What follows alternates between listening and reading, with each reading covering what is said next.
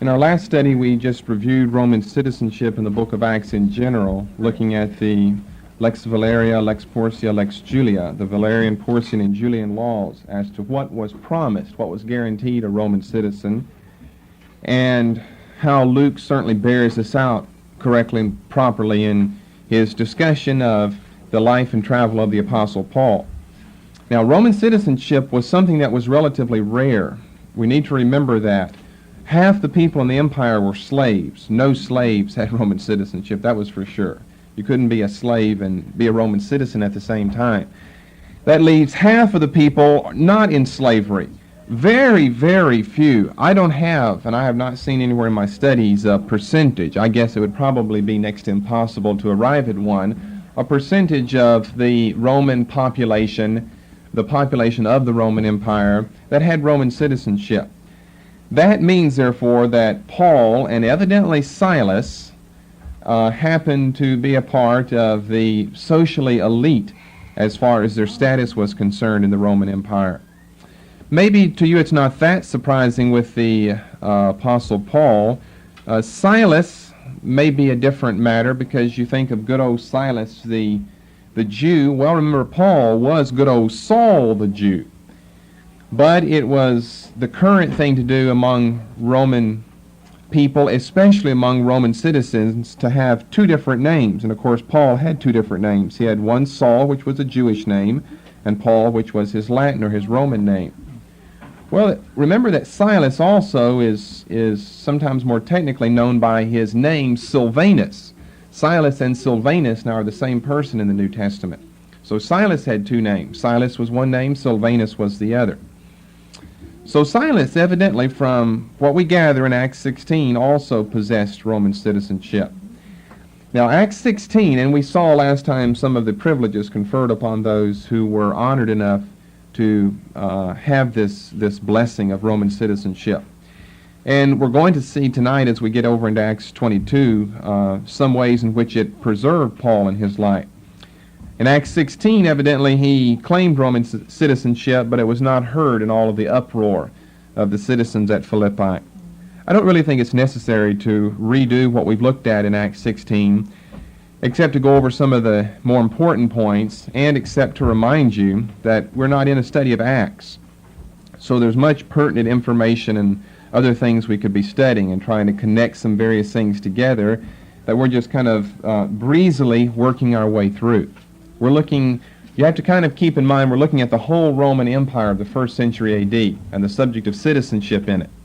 And, of course, we're concerned with how that affects New Testament Christianity, or how that affects our interpretation of the New Testament. And so, therefore, we have to look for places where, if at all, it pops up and appears in the New Testament. And it does several times in Acts. Evidently, Paul's alluding to it over in Philippians 3, remember, with Philippi being a Roman colony. That would be something to take much pride in, that you were part of a Roman colony. And so Paul said, you Philippian Christians, remember that your true citizenship, because just about everybody in a Roman colony, especially the Latins there, the Romans there, the Gentiles there, if you will, would possess Roman citizenship. Many of them were old retired soldiers, and their children and grandchildren and so forth that were removed there locally and then placed there. Remember that your citizenship is in heaven, Paul said. So it appears there. And there may be another place in Acts we'll look at here in a moment where it appears. So remember, we're not studying all these passages in a lot of detail, just commenting on them as it affects our study of Roman citizenship. Okay, at Philippi, Paul and Silas, as well as Luke and Timothy, all four have gotten into a little trouble with their presentation of Christianity. Their view of Christianity was that it has the power to deliver those who are oppressed of evil spirits, or like this girl who was possessed with a divining spirit, Acts 16 and verse 16. Remember that Luke's a Gentile. Timothy is at least half Gentile, right? He had a father who was a Greek and a mother who was a Jewess, a Jew. Maybe that explains why Luke and Timothy were not included in the arrest, you see, of Paul and Silas, because Saul and Silas were definitely Jews. They probably looked like Jews, and Jews look like Jews, and Gentiles look like Gentiles. So it's probably obvious just in looking at the men. We've got two Jews here and two Gentiles. And remember, there's an underlying anti-Semitic train of thought here. It's these Romans versus these Jews here. These Jews come and teach practices that we Romans are not allowed to observe. There's some type of contrast here in chapter 16, verses 20 and 21, between the Jews and the Romans, or the Jews and the Gentiles, we could say. So the earthquake is sent. That's after they're beaten. Verses 22 and 23 are kind of the important verses, plus 37, with what we're looking at here, because they're beaten and thrown into prison. Now, we've seen from the Lex Valeria, Lex Porcia, Lex Julia, that was contrary to law. But with the tumult raised by the Gentiles now facing the task of having to earn a living, you know, the old-fashioned way, make it on your own rather than exploiting young girls and children around you. And by the way, there's only 2 times where Paul and them really have a lot of troubles with Gentiles. One is here in Acts chapter 16. And it's over what? A loss of finances for the Gentiles here. And where's the other?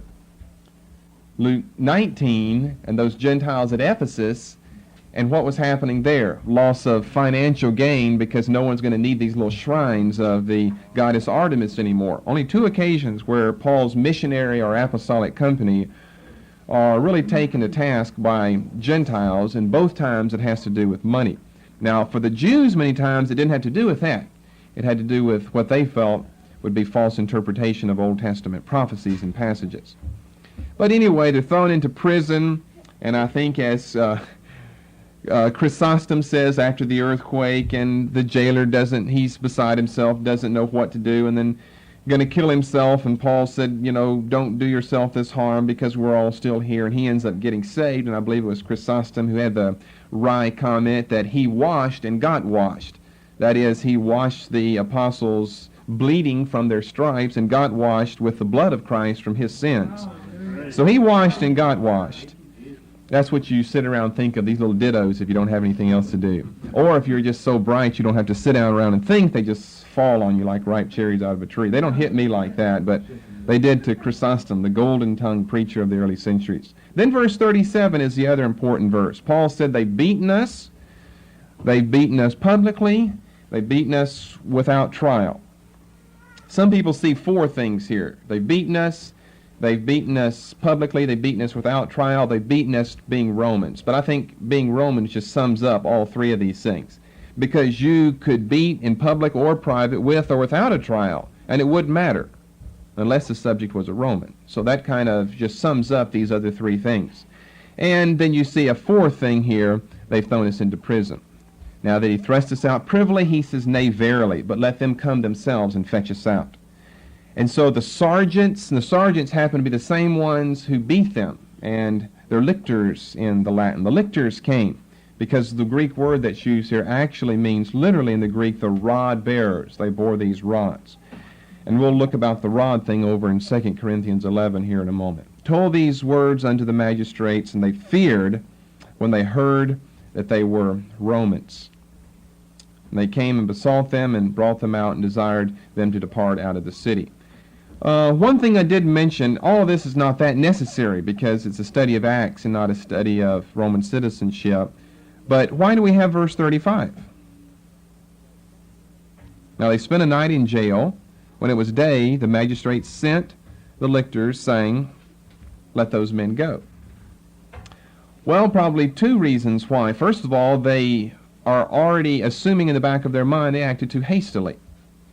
You know, you can act hastily, rashly, on the spur of the moment, especially as you're being compelled by the populace around you. And so on further thought that evening, they recognized they had reacted too hastily, and so we're going to let the men go. Notice they don't have any notions about Roman citizenship. They're not given that until Paul provides that for them in verse 37. As we are told in verse 38, they feared when they heard that they were Romans. But what's another reason? Why would you just that's very humane, and these are pagan Gentiles, to think so humanely and in such a civilized fashion, to assume we acted hastily and too rashly the evening before. Now it's morning, let us allow these men to depart. Well, there's a Western reading. We don't have Western texts here in most of the portions of the book of Acts, but there's a Western reading that says that they feared whenever they heard about the earthquake. Well, we don't know. Evidently, that should not be part of the true text, but after all, if an earthquake struck the city of Philippi, I assume they either would have heard about it or felt it themselves. And when you have these two men that you just threw into prison and this earthquake comes, you know, people in ancient times, as well as some people today, are very, very superstitious, and you try to make connections all the time between some natural phenomenon there and what you did right or wrong. This is either the approval or the disapproval of the gods. So if they send an earthquake into your city and destroy the public jailhouse or the state penitentiary, you think right away somehow the gods are opposed to me. So that's an extra Western non-Byzantine reading, but it may well preserve the truth of the matter, at least half of the truth. They may have realized they acted too hastily, and we could say maybe what caused them to realize that was the Lord's sending of the earthquake. Hallelujah. So anyway, Paul and them, after they have been commanded to leave, of course they don't leave, not to satisfy their own pride or to look good in the eyes of the community, but to help this infant church at Philippi, so that after the apostles leave, they'll not experience any unnecessary harassment from the town officials there. That's probably why Paul and Silas are doing what they did. Okay, that takes care of that passage. Then we have to go to Acts chapters 21 and 22. Paul's arrested in 21. He's done something.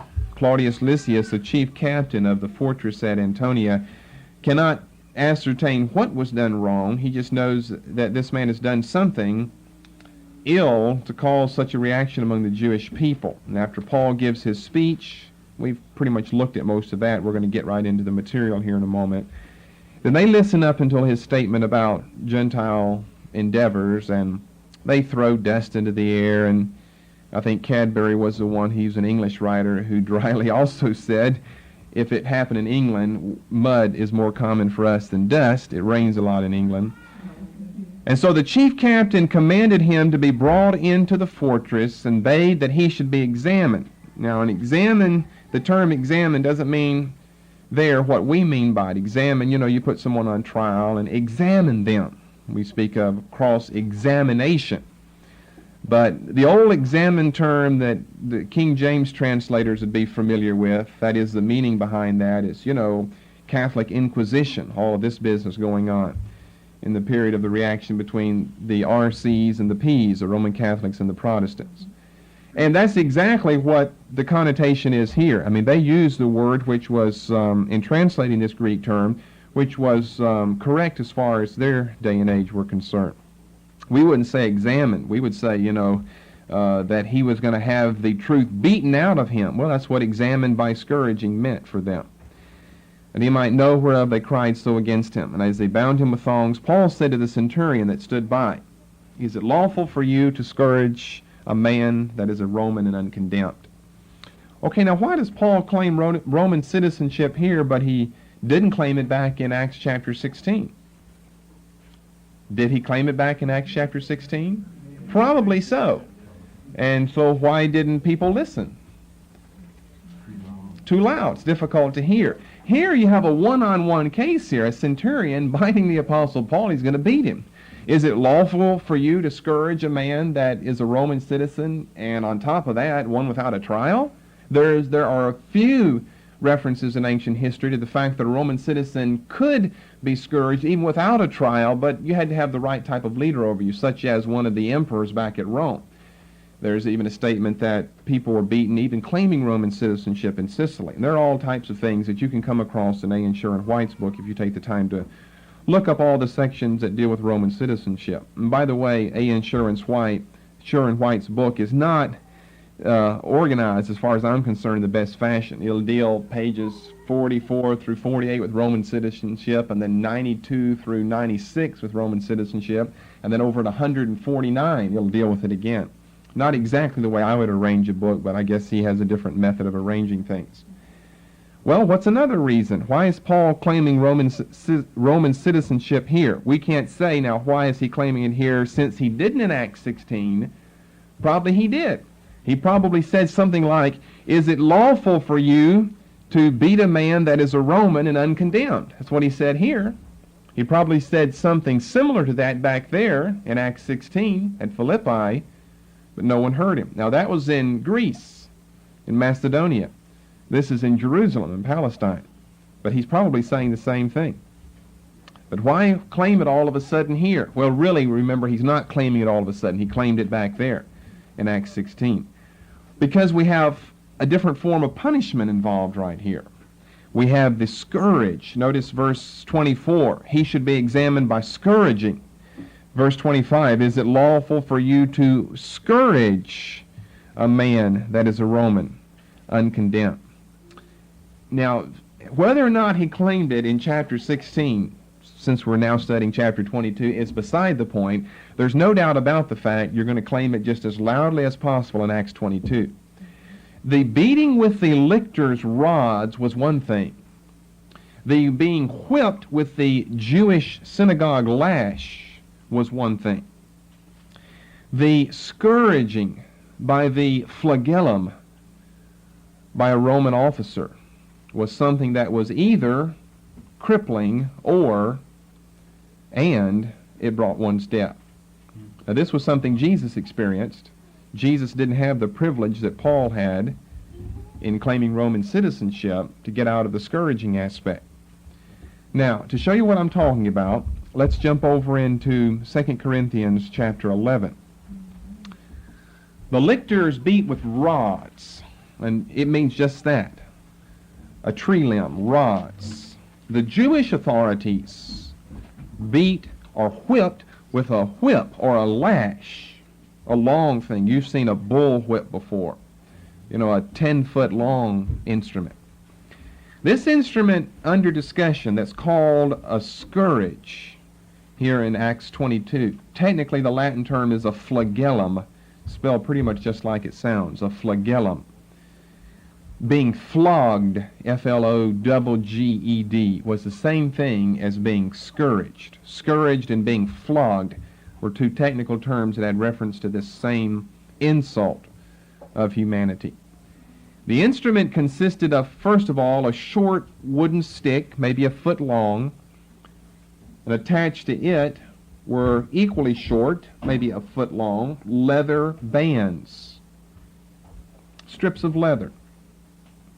And embedded in these strips of leather were pieces of stone, rock, broken pottery, bones from animals, bones from dead human beings, chipped up and embedded all in this piece of leather. So that you can imagine, if you're hit with a rod on the back, if you're hit often enough, it's going to break the skin and bring blood. If you're just hit with a rod, what does it do? It bruises you. If you're hit with a whip, it's going to bring big welts up on you. But what if you're hit with an instrument that is embedded with broken pieces of bone and metal and stone? It's going to rip your flesh right off of your back, is what it will do. Almost always, it either cripple the person for life. If you're back there where their spinal cord is. You cripple them for life, or it kills the person. Jesus, remember, went through that. He was flogged or scourged by the Romans. It was not a lictor there. We don't have the technical term there for lictors, the rod bearers. He was not whipped with the Jewish whip, not there before Pontius Pilate. Pilate bade that he be examined by scourging. Same thing has happened, or was said to about to happen with the Apostle Paul here. He was to be examined by scourging or by flogging. And of course it weakened him so much that he was unable to carry the cross afterwards, remember. And they met one man, Simon, coming out of the country of Cyrene, who was compelled, the Persian loanword there again, to carry that part of Jesus' cross. That's, by the way, why. Not only has he been up all night the night before, and just gone through all of the ministry that Jesus had to go through in teaching the apostles the night before, and then losing sleep, and then trial after trial after trial, but then you're not beaten with a rod or lashed with a whip, but you're flogged, you're scourged with a Roman flagellum, which would just about kill a person. And almost miraculously, not only did Jesus live through it, he had enough strength to carry the cross for however far we don't know, and then live on the cross for several hours. Remember, he didn't live that long, though, and that was one thing that surprised Pilate, that he was dead so soon. Well, it really shouldn't be thought of as a surprise. Crucifixion sometimes would last for 2 or 3 days, and eventually the person would just die of thirst on the cross because you're losing so much blood the whole time, you just die of thirst. He didn't last very long. A few hours was all he lasted, but it's no surprise whenever you see what he had to go through to begin with. Now, this is why, you see, if Paul goes through this, now if he has to, he just has to. In Acts 14, he's stoned over there by Jewish authorities now in Acts 14, he's stoned. And God either raises him from the dead or raises him up from at least the point of death so that he goes into the city, preaches, and leaves the next day and seems to be fine. But barring any miraculous intervention of God like that, Paul obviously can foresee the handwriting on the wall here. If these Roman authorities flog me or scourge me, it may cripple me for life, and that'll be the end of, his missionary, his apostolic endeavors in traveling all over the world and founding churches and teaching in the churches. You'd be a cripple. Someone would have to bear you about on their shoulder, or put you in a cart, or put you on an animal or something, and troop all through the Mediterranean world with you behind them or with you at their side. So Paul doesn't want to go through that unnecessarily. It's going to either kill him right then, or it's going to cripple him. And besides that, he had heard before, way back earlier, that bonds were waiting for him whenever he arrived in Jerusalem. Remember, he said, it's testified in every city that bonds abide me in Jerusalem. He said that to the Ephesian elders at Miletus in Acts chapter 20. In Acts 21, it would be in Acts 21, remember Agabus bound him up and said, you're going to be bound like this. Now he said by the Jews, and they'll deliver you unto the Romans. Well, that more or less happened. The Jews did deliver Paul to the Romans. But Paul can think back on some of these early revelations and premonitions, prophecies of what was going to take place in Jerusalem, and he couldn't find anywhere where the Lord had prophesied he was going to be scourged there. So since that's not prophesied, it's just bands await you, then let me be bound but not scourged. Okay, 2 Corinthians 11 and 23. Are they ministers of Christ? I speak as a fool. I am more. In labors more abundant. In stripes above measure. In prisons more frequent. In deaths oft. Okay, now watch this in verse 24. Of the Jews, notice he says, of the Jews, 5 times received I 40 stripes save one. Okay, now that's a Jewish synagogal form of punishment there that was delivered by the Jews in or near the synagogue. And what did he say? Of the Jews 5 times received I 40 stripes save one. He means lashes with a whip. That was a form of punishment under Jewish law, even established in the Old Testament in Deuteronomy chapter 25 and verse 3. Okay, that's one form of punishment. Now, that's not Acts 16 nor 22. But look at verse 25. Thrice was I beaten with rods. Okay, you have to kind of know your chronology here. 2 Corinthians does happen to be written after the experiences in Acts 16 at Philippi. So one of these 3 times was at Philippi. We already know that. If he's looking back on his life and he said, 3 times I've been beaten with rods. Now notice what he says. Not 40 stripes, whip marks, lashes, save one, 39. Not those. That's with the whip. That's by Jewish authorities. Paul's recounting that he's experienced persecution under Gentiles and under Jews alike. Thrice I was beaten with the rods of the rod bearers, the lictors. And one of those was in Philippi in Acts 16. Once I was stoned. That must be Acts 14, since we're told about that. Thrice I suffered shipwreck. Well, again, you have to know chronology. He's writing this before the experiences of his shipwreck in Acts chapter 27. So that means 4 times. At least 4. We know 3 he said here prior to his great shipwreck in Acts 27 and 28. So if you wanted to add in, you have to go past the time of 2 Corinthians. 4 times I suffered shipwreck. One of those times evidently resulted and not the one in Acts, though, because we know that he was right on shore. They got on the planks and boards and floated into shore. But one of those earlier 3 times must have resulted in a night and a day I have been in the deep. Then in journeyings, often perils, robbers, waters, mine own countrymen, and so forth. So that's a little interesting tidbit of autobiographical information that ties in somewhat, not completely because it's earlier to the conclusion of the book of Acts, but ties in somewhat to the Lucan narrative of the book of Acts. We don't see Paul over in the book of Acts with one of these Jewish punishments in verse 24. We don't know when or where those were. We're just not told. We only know one of these being beaten with a rod. You're even given a cross-reference back to Acts 16. But my point is, not only in pointing out there are the 2 different forms of punishment, do you notice any scourging or flogging here? No, that's not found here. That would probably have crippled him or killed him to have gone through Roman scourging or flogging.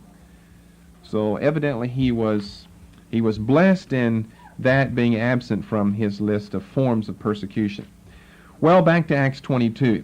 Here's the time he got closest to it, that's for sure.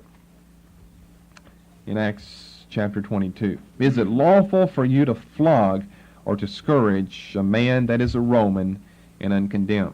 You might kind of think that really this process worked against itself. How could you really extract any information from someone if you beat them to death? Of course, hopefully they're going to tell you some information before they actually die, but you can tell you're going to die, so you might as well close up and don't say anything and at least go to your grave with a smile on your face that your punishers won't get what they desire. When the centurion heard that, he went and told the chief captain, whose name was Claudius Lysias, and that will be important here in a moment. He went and told the chief captain, saying, Take heed what thou doest, for this man is a Roman. When the chief captain came and said to him, Tell me, art thou a Roman? He said, Yea. He said, I obtained it with a great sum. Paul said, I was freeborn. Okay, that brings us to some other questions to look at that concern Roman citizenship in the 1st century and in the book of Acts, and specifically of the Apostle Paul as Roman citizen.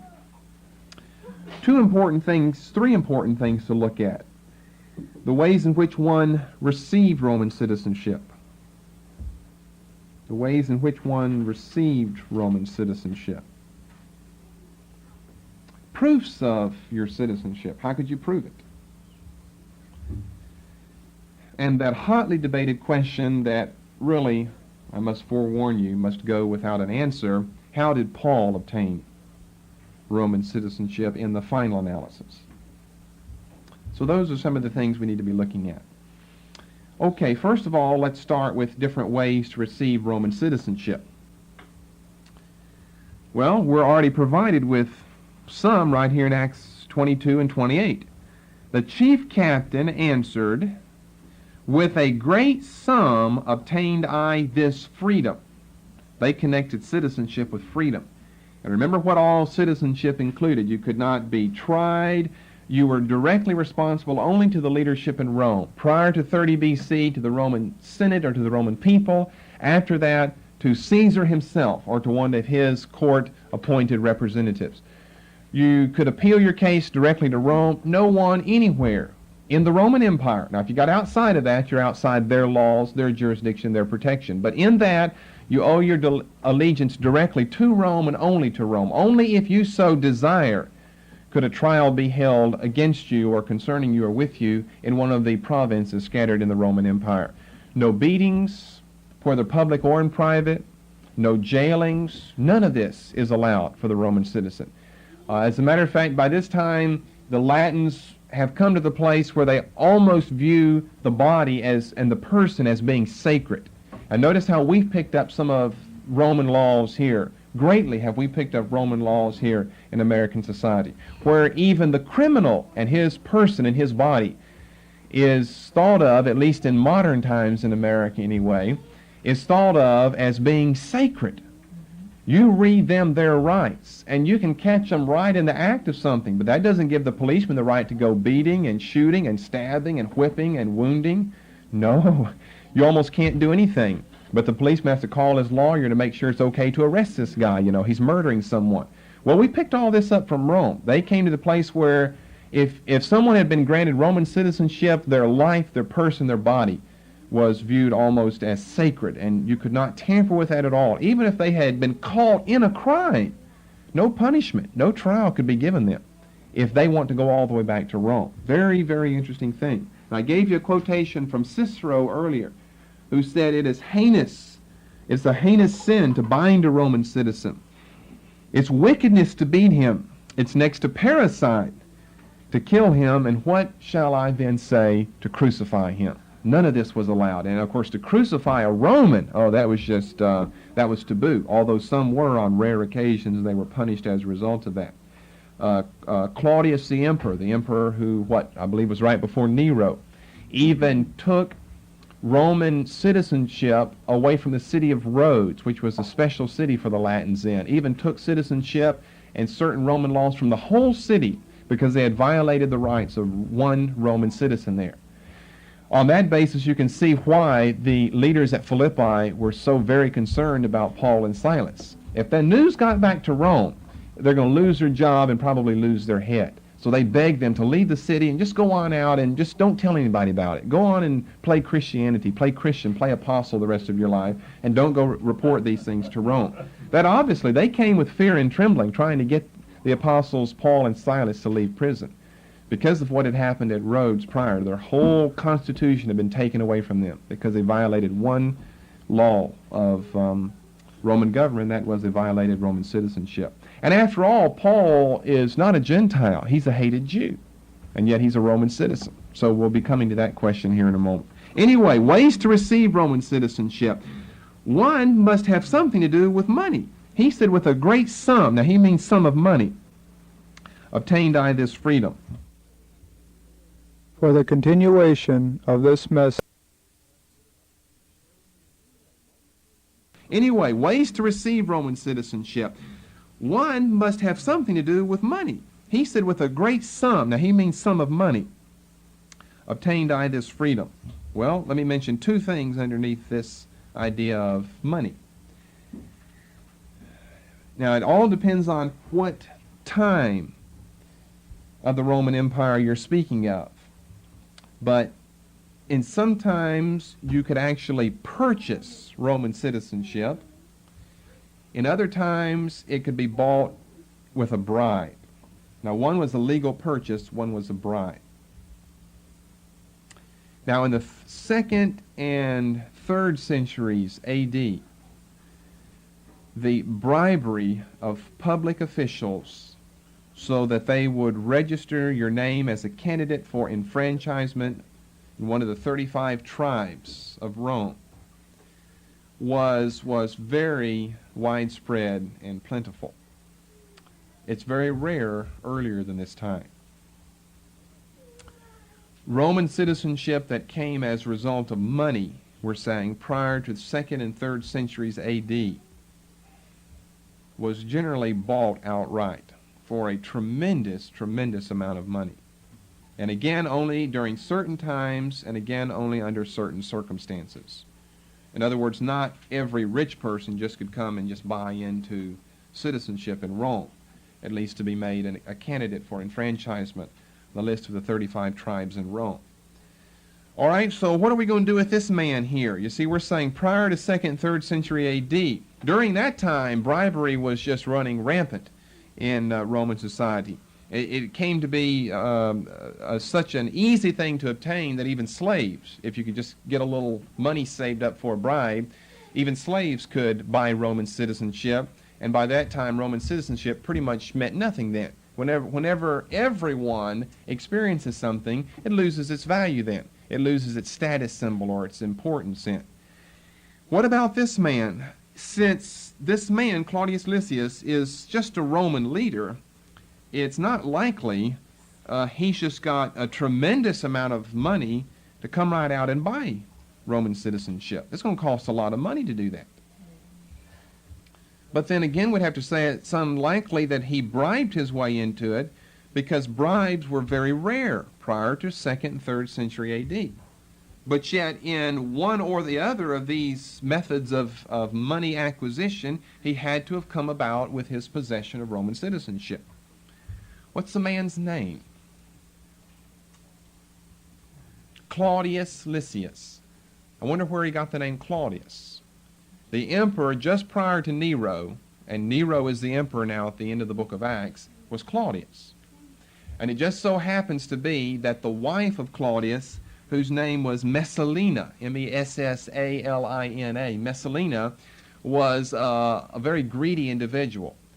And she, although this was not very widespread, in these early centuries, except during the reign of Claudius, she would actually sell the enfranchisements to certain people who could bribe their way to her through some other connection they had in Roman society.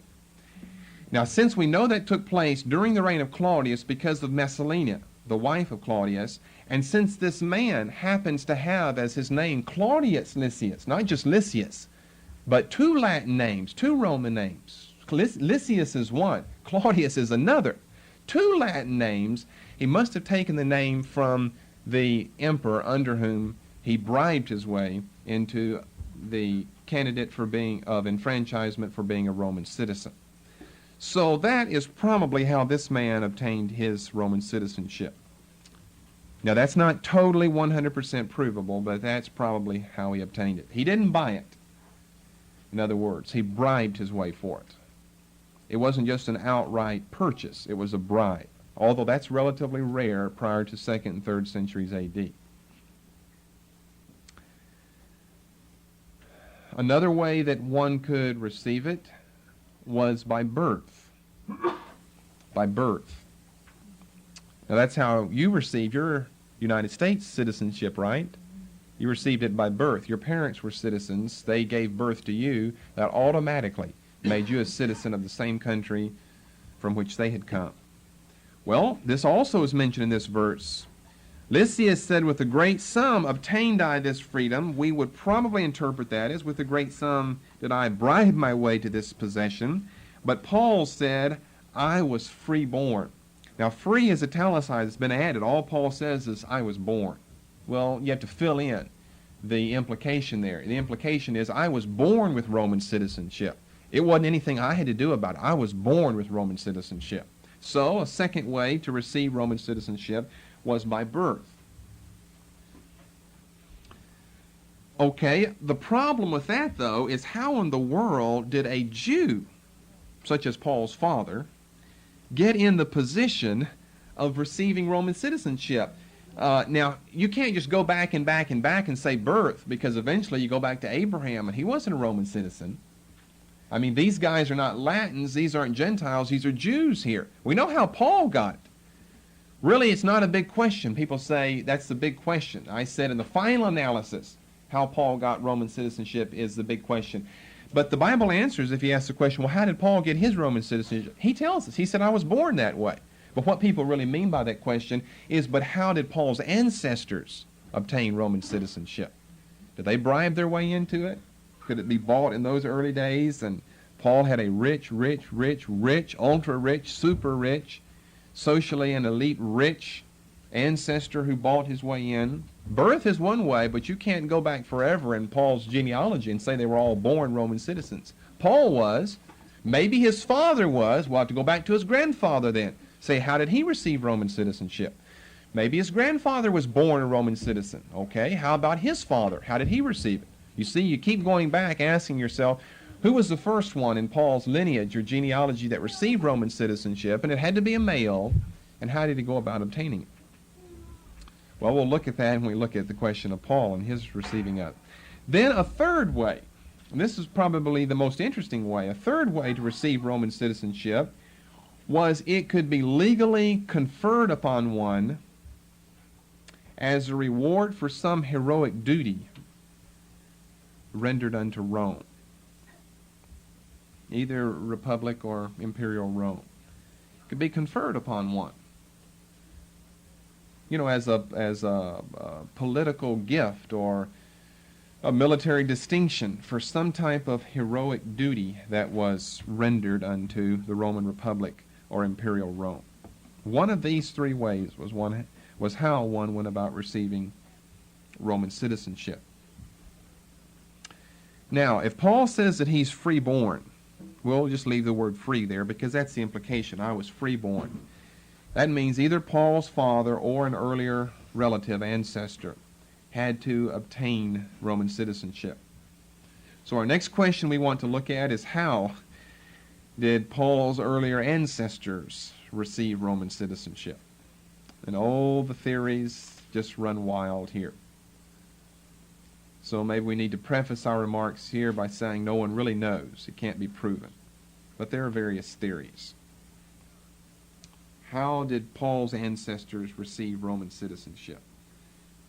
We'll get back into the interpretation of this text here, because I think the way the King James gives it, maybe any version, I don't remember how the NIV gives it, really leaves out, well, I don't know if it can really include it in a translation.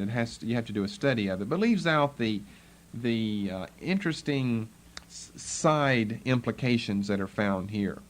So you can kind of picture Paul and Lysias's manner and their tone of voice in their conversation, and maybe the expressions on their face as they're going through this little discussion about Roman citizenship. I think when we know what's being said and know some of the background to it, we can actually come out with an answer as to what they look like and what their tone of voice in their discussions in these last verses here in Acts 22. So to go to Paul for a moment and his ancestors, how did they receive Roman citizenship? Well, one theory was that Tarsus was a Roman colony. Well, we don't have good proof of it being a Roman colony, especially back in early days. And even if it was a Roman colony, that doesn't guarantee the Jewish population in it Roman citizenship. It just is made up of retired soldiers who maybe already have Roman citizenship. So that's not a very good theory. Remember, Paul is from Tarsus. And he claims Tarsian citizenship earlier. And that's interesting in verse 39 of chapter 21. And that was very rare. Paul, you see, as we're putting all the pieces of this puzzle together, you see how high up he was socially. It was very rare to be able to claim both a city citizenship, and he had Tarsian citizenship because he was a man of Tarsus, a city of Cilicia in southeastern Asia Minor, as well as Roman citizenship. That was rare. Paul had both of them. Paul said, I'm a man which am a Jew of Tarsus, a city in Cilicia, a citizen. Now, he didn't just mean an inhabitant. He means a legal, bona fide citizen of no insignificant city. And Tarsus certainly was. And it was a great university town. It was a great medical center as well. Now, I beseech thee, allow me to speak unto the people. So that's one reason why the chief captain is kind of caught by surprise over here, as well as the centurion in Acts 22, because they have already figured out from Paul's own testimony to them that he was a Tarsian citizen. And you weren't likely to find people who were both a Tarsian citizen and a Roman citizen at the same time. That would not be very likely, especially when you find the person in Jerusalem. Of all things, it's a Jew in Jerusalem with Tarsian and Roman citizenship. That's just an unlikely combination of people and privileges there, which again shows how high up Paul was. He had everything to lose, you see, to convert to Christianity and throw behind his back all his Jewish privileges and all of his Roman prerogatives as far as trusting in anything like that. He used them whenever they saved his life, like they do here in Acts 22. But he says our citizenship is in heaven, and that's what really counts. So it doesn't matter whether I'm a Roman and a Tarsian citizen. That's not what I put my confidence in or what I boast in. So you get a better picture of the Apostle Paul. He was no vagabond renegade or something. He was a theologian of theologians, a scholar of scholars, a socially elite of the socially elite, all around. He had sat at the very feet of Gamaliel as far as religious concerns are, and he was a Tarsian as well as a Roman citizen. So anyway, being just from the city of Tarsus doesn't make one a Roman citizen, especially being a Jew, even if this was a Roman colony. Okay, then another theory, and this is a theory that was popularized by William Ramsey last century, and I think I found it over in Barnes' notes as well.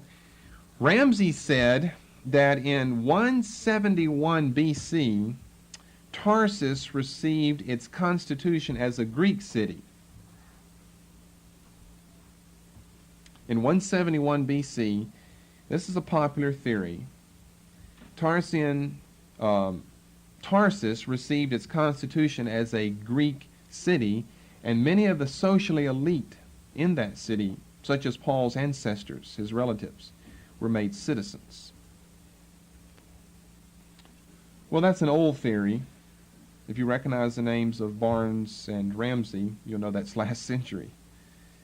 That's an old view that's not based on the new good information that we have today. And then some other theories here. I guess I can list them in order, but they basically have to do with Pompey, the Roman leader. And most of this is based on some statements in Jerome's writings. I'll mention what that was here in a moment. But here's the third theory of how Paul gained his citizenship. Now, we know how he got it. He's freeborn. But remember, we're asking the question, how did his ancestors receive it? One theory is that Pompey transported a large group of Jewish slaves, of course, from Palestine, to Tarsus. This would be like 64, 63 BC, remember, whenever Pompey came through Syria and Palestine and took Jewish slaves, captive, that he transported a large group of Jewish slaves to Tarsus and set them free, granting them Roman citizenship. But such a notion is never heard or never read in early Roman history and writings. No way would you just transport some ethically inferior slaves. I mean, above everything, they're ethically inferior, and on top of that, they're slaves. To transfer them to a Greek city and set them free and grant them Roman citizenship. That's due to some misreadings, some misunderstandings of some early comments in Roman writings as well as in Jerome. Now, Jerome, who, remember, what is his real name? Mr. Dr. S.E. Hieronymus Sophronius Eusebius Hieronymus, so we'll call him Dr. Hieronymus, or you know him as Jerome. Jerome preserves the interesting statement that Paul's ancestors were from Galilee. And we have to ask and answer the question, what's Paul doing up in Tarsus? He was born in Tarsus. Well, so that must mean that that he, as well as some earlier ancestors of his, how far back we don't know. Only to his father are we definite. How much earlier, we don't know. But they're part of the diaspora. They've been spread abroad in the Greek-speaking world back sometime in years BC. And so Paul's born in Tarsus, and therefore he ends up somehow with Tarsian citizenship. Well, that's an interesting statement in Jerome, that he was from Galilee. But Jerome then goes on to make comments, again relating to Pompey, that Pompey transferred some of his relatives, his ancestors, which probably would have been his father, or maybe his grandfather, from Galilee up to Tarsus, and essentially did the same as our earlier theory here, granted them Roman citizenship. You wouldn't have to set them free because they weren't necessarily slaves. We don't really know what to do with the statement of Hieronymus about Paul's ancestry dating back geographically to the northern region of Palestine known as Galilee. That may be true, that may not be true. That really is not important for our study right now. Another theory, a final theory, and perhaps the best theory, although no one knows how Paul's ancestors received their Roman citizenship, is that perhaps some of his ancestors rendered important services to Rome somewhere in Southeast Asia Minor. Remember, this was one of the ways you could receive Roman citizenship. It could be conferred upon you because of some heroic duty done for Rome. Generally, it was a military duty that was done for fighting in some type of war on the side of the Romans. When was this done? Well, since Pompey keeps coming up, that's a good guess as far as the date concerns, maybe 64 BC, which would mean that maybe Paul's ancestors were from Galilee.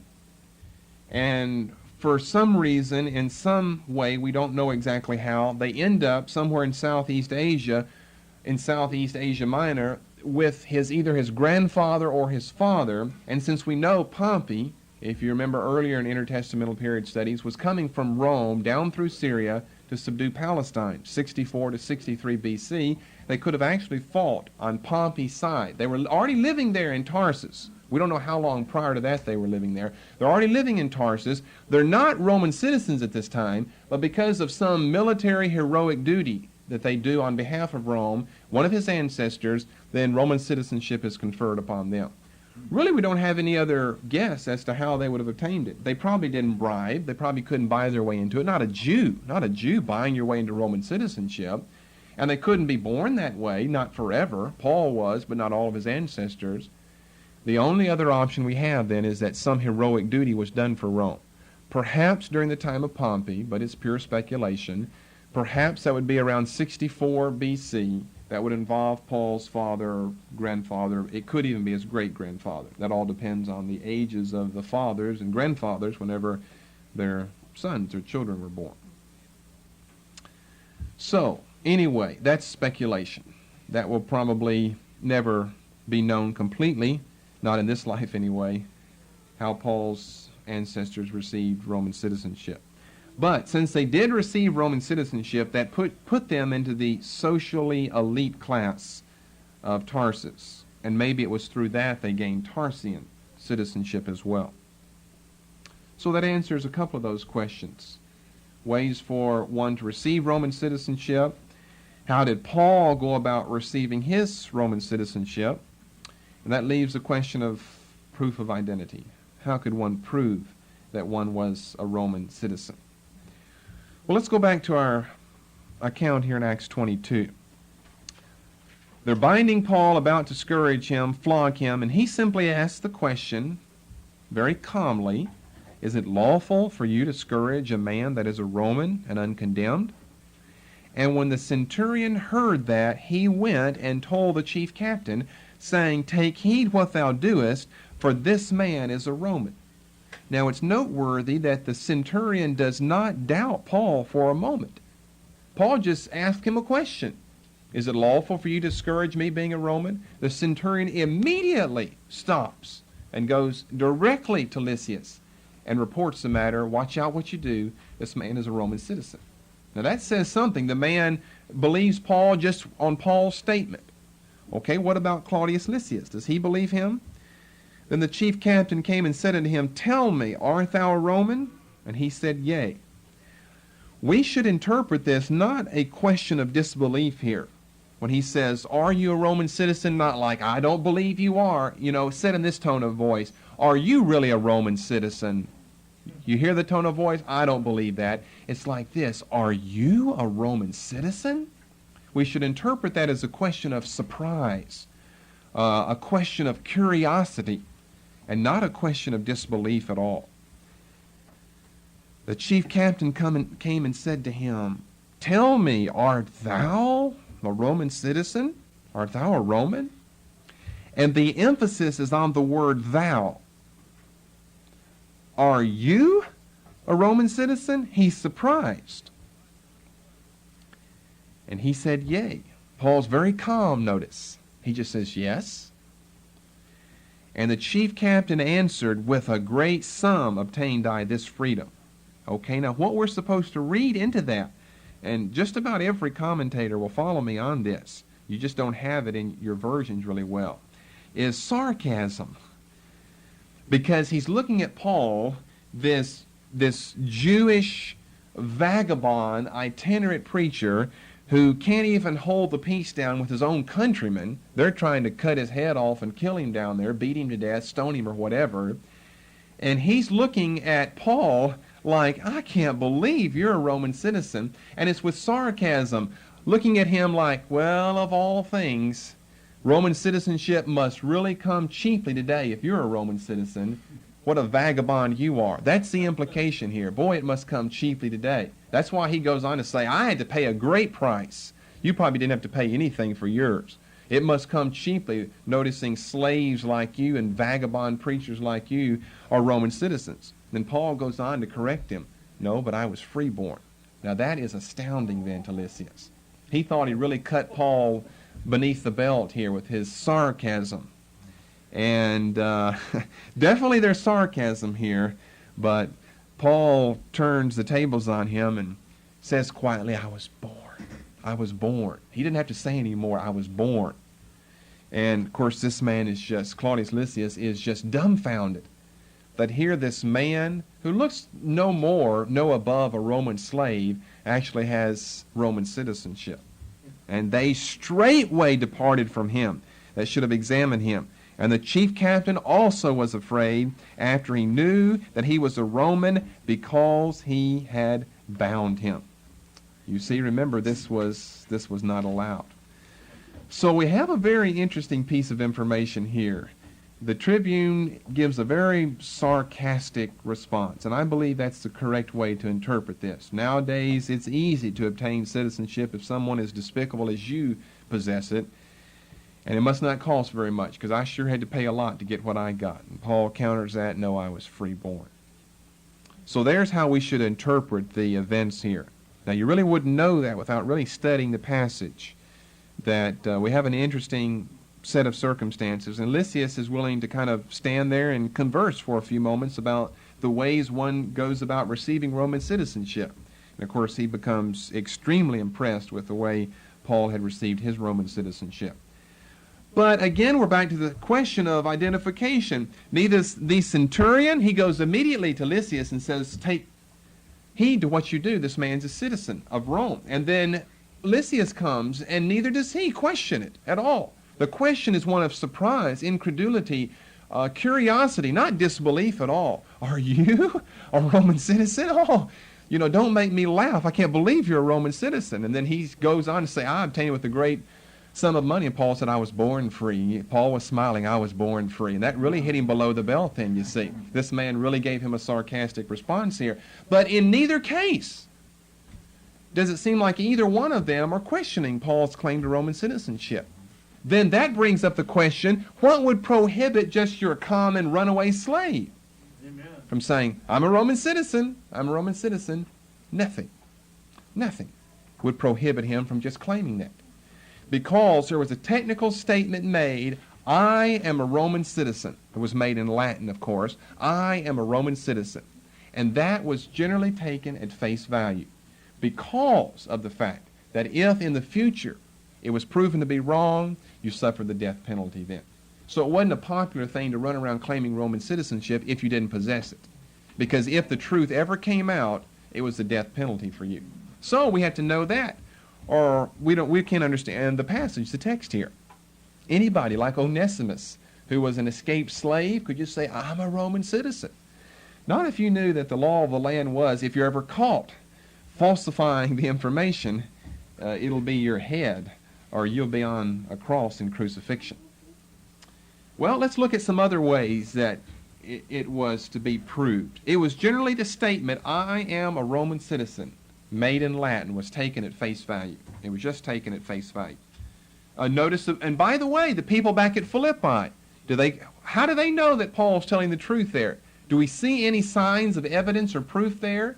No, he takes him at his word. Paul said, watch out what you've done, I'm a Roman citizen. And what happens? The magistrates at Philippi are immediately afraid for what they've done. Why didn't they sit there and think, oh, come on, this guy's lying to us, prove it to us some way?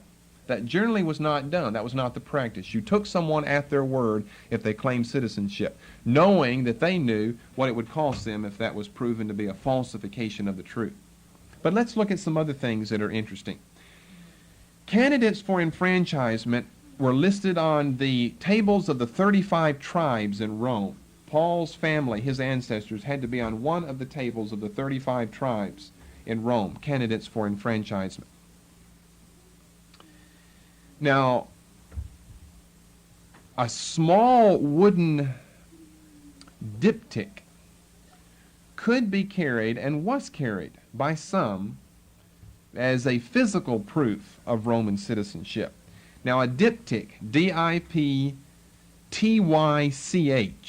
a diptych, was like it was a small hinged wooden tablet. I mean, like almost the size of a matchbox, the size of 2 matchboxes or something put together. A small hinged wooden tablet, in other words, that would fold like this and close. Whenever, and it had a hinge on it to close it, a hinge that allowed it to open and close, and a hook that kept it closed. Whenever it was opened, there was a wax tablet, tiny wax tablet inside that was written on it. Now, what was said on the tablet was the fact that one was legally counted to be a Roman citizen, and it had to be signed by 7 witnesses.